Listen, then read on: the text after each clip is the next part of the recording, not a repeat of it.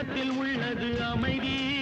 இன்பத்தில் துன்பம், துன்பத்தில் இன்பம், இறைவன் வகுத்த நீயடி. சொல்லுக்கு செய்கை பொன்னாகும், வரும் துன்பத்தில் இன்பம் பட்டாகும்.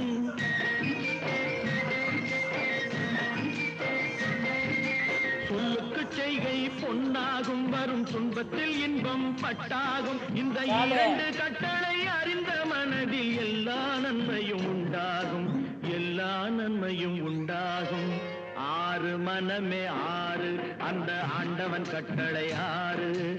ஆறு மனமே ஆறு, அந்த ஆண்டவன் கட்டளை ஆறு.